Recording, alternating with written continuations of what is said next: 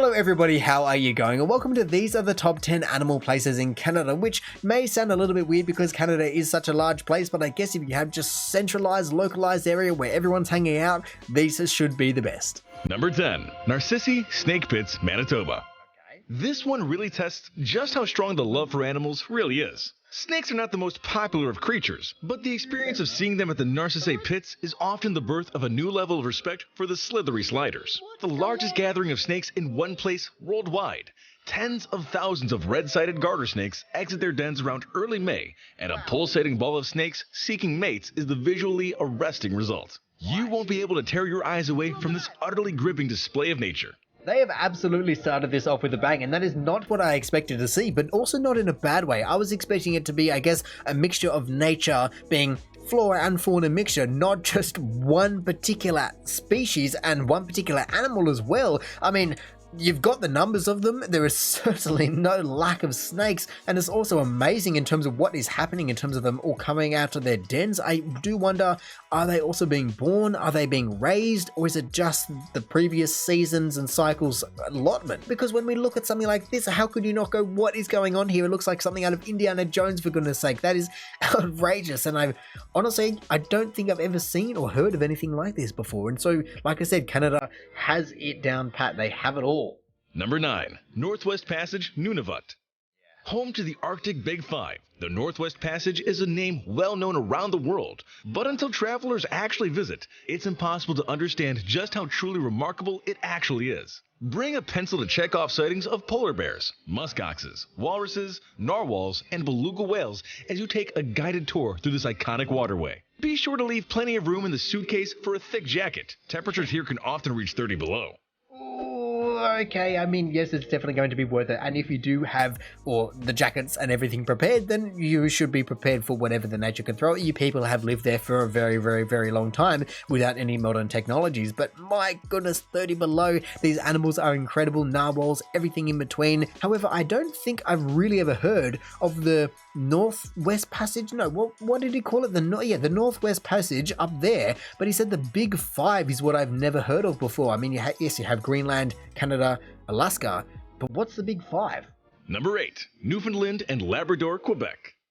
Migrating caribou provide viewers with an absolutely stunning show as they cover the distance between the Labrador Sea and James Bay. Witness thousands of the majestic creatures as they travel to calving grounds or in search of food for the colder months, and feel a deep sense of awe at the complexities of nature and the truly stunning world we share with the wildlife around us. Moose are much more rarely spotted in Canada, but Quebec is somewhere that it is most certainly possible. Most travelers are not quite prepared for just how huge they are, so rest assured, you're unlikely to miss one should it be in the vicinity. That is definitely something that I've heard before, and even, I guess, basically like a camel, just these massive, massive animals with very, very long horse bodies, but long legs as well. But then especially in the case of the moose, just that massive antler structure that is even higher again. It's amazing in terms of the amount of energy that would go into making something like that for starters, especially when foraging for any kind of nutrients and food is going to be at a limited supply in these colder areas. But speaking of, I do want to know what he was talking about when he said they cross the ocean. They cross the what? Like what? They're just swimming? Is it frozen because it's getting colder? I do not know what he is talking about, but I'm certainly up for the challenge. I was about to say challenge, but no, I'm certainly up for the overall viewing experience just to see all of these different creatures just out and about, just, I guess, migrating to that extent. You don't get that many kind of mass migrations in the world anymore. Everything's very locked in. And also, I think I've heard of it before, but it just looks wrong. Reading Moosum, is that a common thing? Is it the official term? What is moosum? Is it the plural of moose? I would have thought it would have been a herd of moose, or a pack of moose, or some other random word like a murder of crows of moose, but not moosum of moose. That sounds a little bit, I don't know, basic if nothing else. Number 7. Icefields Parkway, Alberta.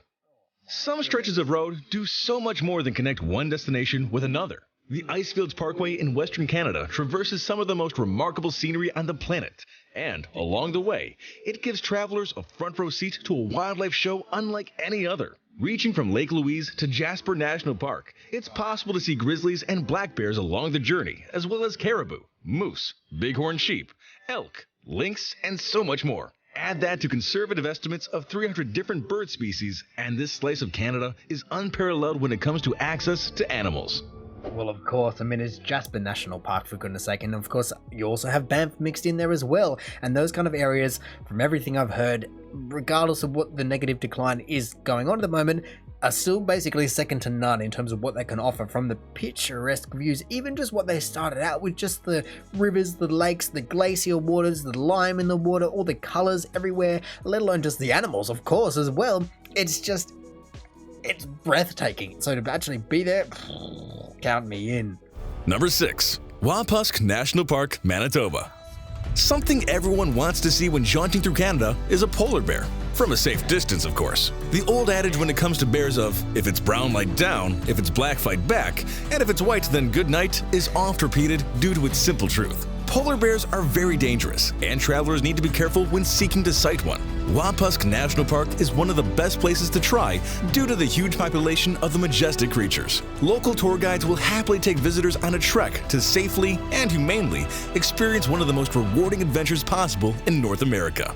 Wow, alrighty then. Well, I've never heard of that place before, which is interesting. I guess they didn't even show me where it is. They just said that it was in Manitoba, but no, it definitely sounds like, well, the place to be for polar bears. If you have such a large polar bear population as well, you're going to be coming across them every now and again, for better or worse, and I've definitely heard that adage before as well, is going, yeah, you probably don't want to be having anything to do with a polar bear. There's a reason that their environment has bred them to be a certain way, because they just have to be to surviving. There's no remorse at all, and it's fair enough, but not when you're on the end of it, the sharp end of it. But my goodness, in terms of knowing where this place is, it is definitely remote. Just having 5 choppers just chilling out there. I don't know if they're the tour choppers or maybe they get their choppers. I mean, for goodness sake, look at the tents. You're definitely in the middle of nowhere to be able to see this, and in the middle of the polar bear's territory is exactly where you are. But you definitely want that jacket from earlier, that minus 30, minus 40, maybe even minus 50 degree with wind chill on top jacket. Number 5. The Great Bear Rainforest, British Columbia. A lot more than just pure size earns this rainforest its moniker of great, but the 6.4 million acres that make it up certainly goes a long way to gifting it the title. Teeming with bears, cougars, wolves, salmon, and countless other wildlife wonders, the Great Bear Rainforest is a must-visit destination for both nature and animal lovers. Parts of the forest are made up of 1,000-year-old western red cedar trees and staggeringly tall Sitka spruce that are protected through dedicated conservation efforts. Work that must be done to preserve this magical place. To be honest, I'm glad that they mixed it up and they didn't just solely focus on, even though it's the Great Bear Rainforest, for goodness sake, they basically said nothing about animals. It was all about the flora, which is incredible, especially if you're having all these protected trees and 1,000-year-old trees and systems and all this kind of old ecological systems. It's amazing as well. And then also to be so big, I mean, like I started out saying, Canada is a big place, and so you can't get too surprised by some of this, but it's also incredible at the same time. To be honest though, the weird thing is that I keep seeing these just incredible landscapes and I go, that looks like New Zealand, and it's just, they're completely separate countries. They're north, south, everything, big, small, everything else like that, but they look so similar. They feel so similar. This one in particular as well, just something about it just screams Milford Sound to me. And so if that is Canada and not Milford Sound, those two countries are just carved from the same piece. Oh my goodness, and I just had to look it up, and 6.4 million acres is about 26,000 square kilometers, which is a tenth of the size of New Zealand. So you have one, which isn't even the biggest, but one rainforest, and is a tenth of the size of New Zealand. This is what I mean, it's just unmatched. Number 4. George C. Raphael Migratory Bird Sanctuary, British Columbia.